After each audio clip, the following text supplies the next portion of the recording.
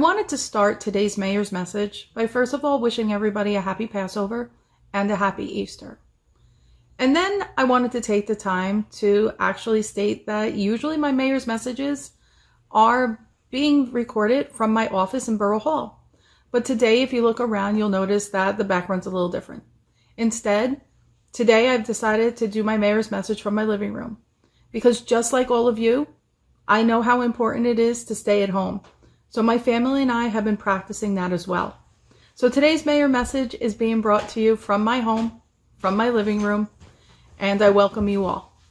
With that being said, I've always started my mayor's messages also with unfortunately reporting the number of positive COVID-19 cases that we have here in Sayreville. And this time, I want to begin by saying, first, the numbers I'm going to report and the numbers that are populated on our Sayreville.com page do not tell the true story of how the virus is impacting Sayreville. And the reason why I say that is very simple. As I've stated in the past, currently there is no protocol in place from the county in order to report here in Middlesex the number of people that have actually recovered from COVID-19. So the very first person that tested positive here in Sayreville is still recorded in our numbers. And that was weeks ago.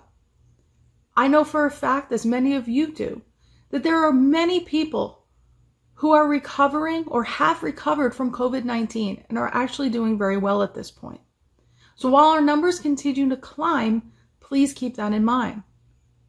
With that being said, today, I do have to report that we have a total of 146 residents right now that have tested positive for COVID-19.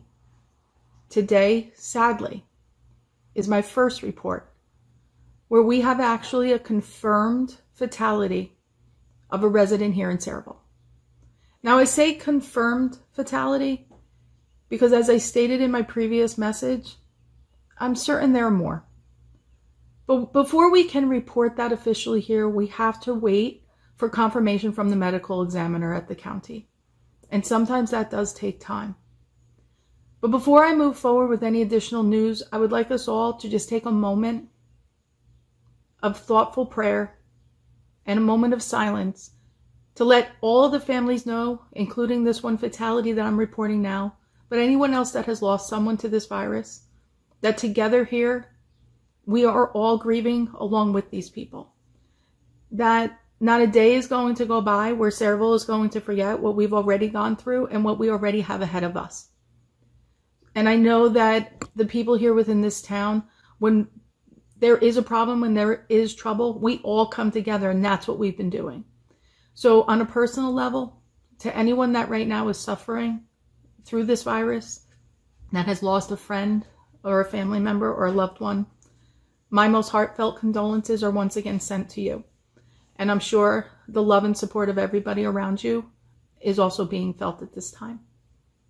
With that being said, I would like to move on with some local news and information for you. First, I'll begin with some of the county updates that we have. As I reported last time, the Kilmer Motor Vehicle Center was recently opened to be our newest testing site. It was being opened for Monday, Wednesday, and Fridays, and you needed to have an appointment in order to go there or be exhibiting symptoms. What we have currently gotten word from the county is that Kilmer station, the staff and facility there, the individuals that are helping to man that and to do the testing, is now also going to be shared with our newest testing site that is open, and that is in Dayton. They will also be doing a Monday, Wednesday, Friday testing, and that staff is going to be alternating each week. So while we still are going to have our Kilmer testing station open, we're also going to have another station open in Dayton. That information and that testing site, specific hours of operation, how to book an appointment, is listed on our, once again, Sayreville.com webpage, so that way you can find out where and how to make an appointment. Moving on, we also have word, as was stated in the news today by Governor Murphy, that New Jersey's Convention and Expo Center in Edison is now going to be operating as a field hospital. This is our first field hospital opening up in this area. in order to try and help alleviate some of the overflow and number of patients that are currently in our hospitals locally and in New Brunswick. And that field hospital is believed to be opened starting this Saturday. In addition to that, there have been additional executive orders now coming from the governor. And I know that many of the people here have been concerned about the grocery stores and the amount of people that they have let in and the types of protocols that they have been putting in place. So under executive order right now by the governor, grocery stores are now going to have to impose limits of how many people are able to enter their grocery store at a given time. I know that's something that our residents have been calling for quite a while. And for those individuals that have emailed me or reached out, I wanted to make it clear, I have continually contacted the SACR executives in order to let them know the types of measures that we would like to see here in Saraville. Each time they have responded with some measures, but obviously now the governor has spoken on behalf of all of us in order to make sure that these protocols have been put in place. In addition to that, the governor has made it very clear that everybody should be wearing face masks, especially when going to the grocery store. This is now a mandate. So myself, when I go out, I too wear a face mask, even if it is just a quick trip to get milk or essentials. It's very difficult to get face masks, and PPE equipment is something that our first responders and our doctors and our nurses are in desperate need of supply of. So those are the N95 masks right here. I have a sample. These masks are ones that our medical professionals are in desperate need and supply of, along with our first responders. So while I do have this was actually given to me by a family member who is currently, she's a nurse and she's working in the hospitals. This is actually her mask.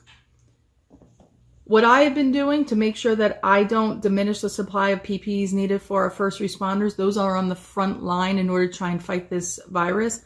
Like many other people, I started to make my own. So my family and I, my daughters, they've been getting a crash course in how to sew. So we very simply just took a piece of fabric, we sewed the ends, and we turned around and added an elastic band. There are a million different types of websites and different types of directions on how to create your own mask. And I'm trying to do my part in order to make sure that our first responders have what they need. So when you're sitting at home, instead of just watching the next Netflix series, maybe you can take a time and actually try to construct your own in order to try and make sure the supplies that we do have of PPEs can go to those that are most in need. So I highly recommend that no matter where you go, no matter how brief and how quick, that you also put on that mask, because we do know that that does help stop the spread and protect yourself. Moving on, there has been a desperate need and call for volunteers in the medical field especially. So one of the things that the county has asked that all mayors do is actually put out that cry to their local residents.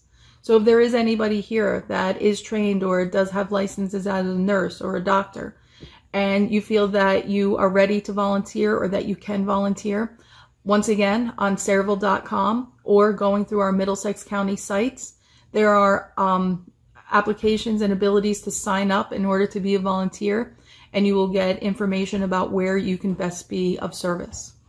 Moving on from that, we also need to address the newest executive order that just came out, that all state and county public parks are now officially closed. They are closed to the public. They are not to be visited. Passive recreation now would be limited to walking in your own neighborhood. But here locally in Saraville, our parks still do remain open for passive recreation only. That means that you still need to adhere to the social distancing guidelines, that you need to be 6 feet apart, that you cannot gather in large groups. Our basketball courts have now officially been closed down as well. They are taped off. The basketball hoops are actually tied up. So again, all state and county parks have officially been closed. Our local parks are still open, but we revisit that idea every single day. We are in constant discussion with our chief of police, and we review each day whether or not we can continue to maintain keeping those parks open. As long as you do your part and you adhere to the social distancing guidelines that have already been put in place, we hope that we won't have to close down all of our parks. But in the event that we can't follow those social distances, then we will have to take measures, and those measures may include completely closing those things down. With that being said, I will move on to just a little bit more information for you. Every single day, new executive orders come out, but additional websites and additional pages from the county and the state also become available. What we have been doing here at the municipal level is trying to compile lists, websites, and telephone numbers that can be found in one centralized location. And we have been doing that on our Sayreville.com site. In addition to that, within the next day or so, you should be receiving a borough email blast. We have over 9,000 people already registered for the borough blast. And if you have not already registered to receive that information, you can actually put your email address by visiting Sayreville.com. And on the right-hand side of the screen, you will see an area where you can input your email address, so that way you can start receiving our borough blasted email information. So again, as I was stating, within the next day, you should receive a borough blast that will have a list, rather long, rather lengthy, of different sites that you can visit, from everything for small business information and assistance, unemployment information, symptom and health checks as it relates to COVID-19, additional information as far as where to go for testing if needed, as well as county and state updates. So I encourage everyone, if you haven't already joined on to receive those email blasts, that you do that as well. In addition, our Nixle alerts, we are trying to restrict to only those important informations that are coming out through the police department. I have made it a point to not use Nixle just to report the number of confirmed cases, as many other towns do.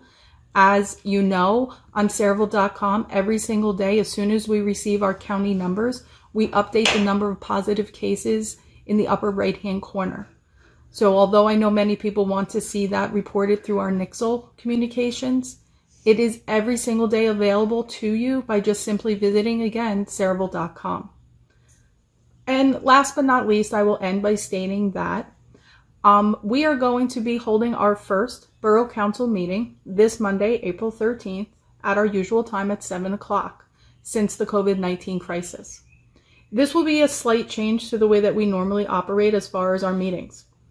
Instead of us having an open borough hall, because as you know, our borough hall facilities have all been closed, we will be using a remote teleconference type forum in order for the public to take part in that meeting.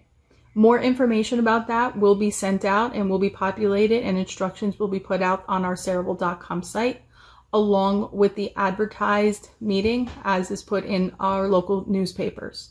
We know that this is not ideally the way that we would like to operate and conduct our business, but in order to make sure that we continue to have progress in our town during this time, we know that it's important that we still meet and we still move forward with some of the important borough business that needs to take place.